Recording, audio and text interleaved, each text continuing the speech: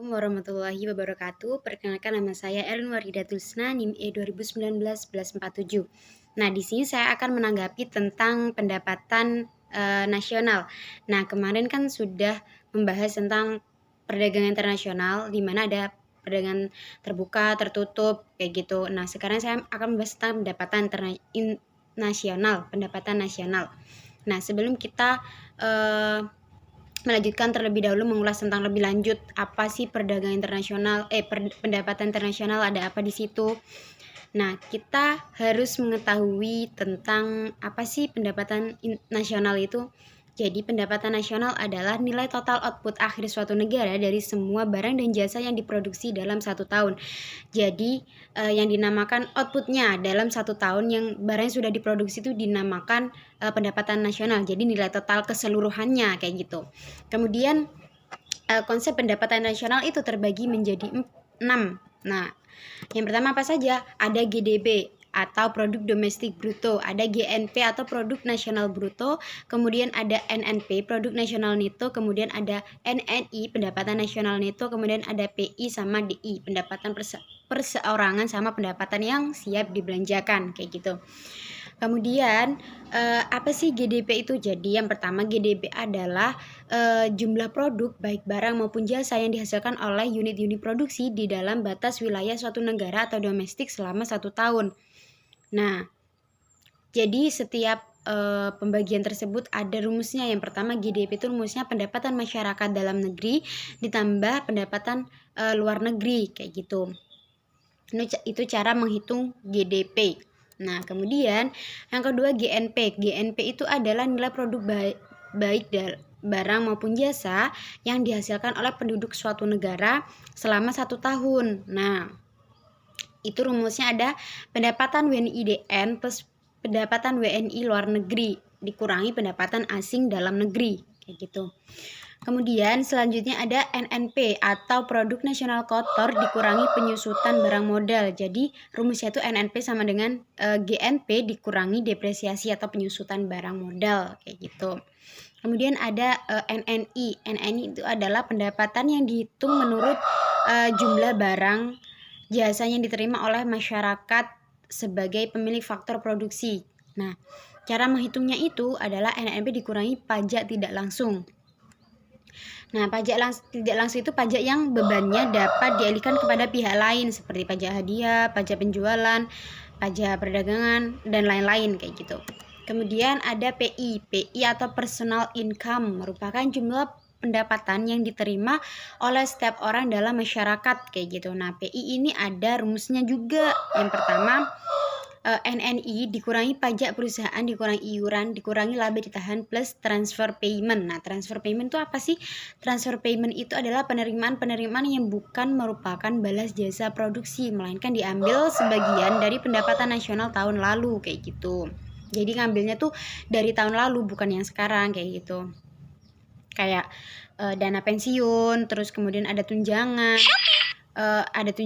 pengangguran kayak gitu. Kemudian yang terakhir ada disposable income atau pendapatan yang siap untuk dimanfaatkan guna membeli barang dan jasa konsumsi dan selebihnya menjadi tabungan yang disalurkan menjadi investasi kayak gitu. Jadi sebagian uangnya itu ditabung untuk investasi kayak gitu. Nah, rumusnya itu adalah DI sama dengan PI atau personal income dikurangi pajak langsung.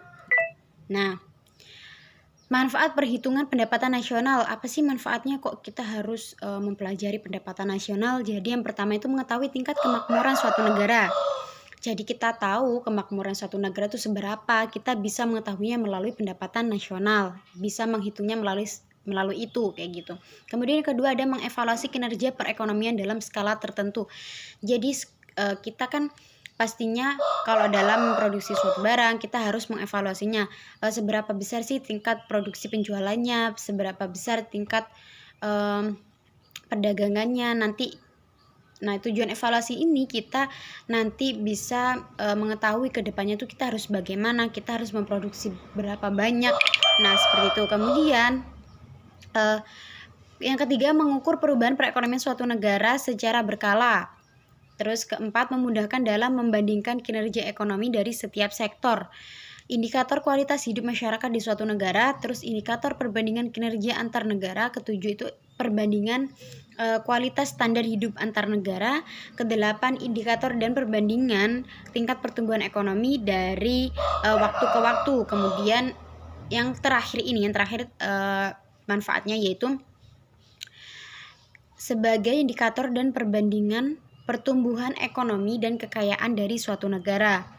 Nah, macam-macam metode perhitungan pendapatan nasional itu ada metode pendekatan nilai produksi, ada metode pendekatan pendapatan, ada metode pendekatan pengeluaran. Jadi ada 3, pendekatan nilai produksi, pendekatan pengeluaran, sama pendekatan pendapatan.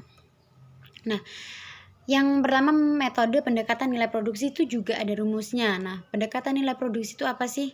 Pendekatan nilai produksi yaitu menjumlahkan barang atau jasa yang diproduksi oleh suatu usaha, baik itu BUMN maupun UMKM pada suatu negara dalam waktu setahun, kayak gitu. Jadi dalam satu periode ya. Nah, itu rumusnya ada P1 kali Q1 ditambah P2 kali Q2 ditambah P3 kali Q3 dan seterusnya sampai ke PN dikali QN. Nah, kemudian ada pendekatan pendapatan. Nah, pendekatan pendapatan ini menghitung jumlah pendapatan dari berbagai faktor produksi yang memberi sumbangan terhadap proses produksi dalam setahun. Nah, rumusnya tuh Y sama dengan W plus R plus I plus 4. Nah, keterangannya atau Y itu apa sih? Y itu adalah pendapatan nasional. Terus kemudian W itu adalah wage atau upah atau gaji. Kemudian R, rent atau sewa, biasanya biaya sewa tanah, gedung, dan pokoknya yang berhubungan tentang sewa menyewa.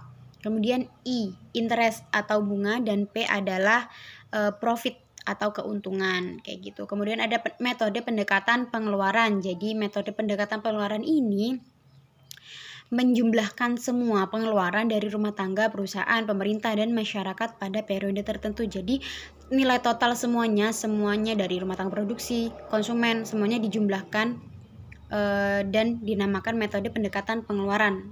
Jadi pengeluarannya semua itu ditambahkan. Nah, rumusnya itu adalah Y sama dengan C plus I plus G plus X min M. Nah, apa sih? Y itu adalah pendapatan nasional, dan C itu adalah konsumsi, I itu adalah investasi, kemudian G itu adalah government atau pemerintah, X adalah ekspor dikurangi M adalah impor, kayak gitu. Kemudian pendapatan nasional dalam perspektif Islam. Nah, pendapatan nasional dalam perspektif Islam itu ada 4. Yang pertama itu ada pendapatan nasional harus dapat mengukur penyebaran pendapatan individu rumah tangga. Kemudian pendapatan nasional harus dapat mengukur produksi di sektor pedesaan. Kemudian ketiga, pendapatan nasional harus dapat mengukur kesejahteraan ekonomi Islam. Kemudian yang keempat, perhitungan pendapatan nasional sebagai ukuran dari kesejahteraan sosial melalui pendugaan nilai satuan atau sadara dan sedekah, kayak gitu. Sumbernya tuh dari mana saja sih? Sumbernya itu adalah ada ghanimah, sodako, infak, zakat, user, jizyah, kharaj, pajak tambang, dan harta karun. Kemudian yang terakhir itu adalah wakaf. Nah, kayak gitu. Mungkin itu saja yang dapat saya sampaikan. Kurang lebihnya mohon maaf. Wabillahi taufiq wal hidayah. Wassalamualaikum warahmatullahi wabarakatuh.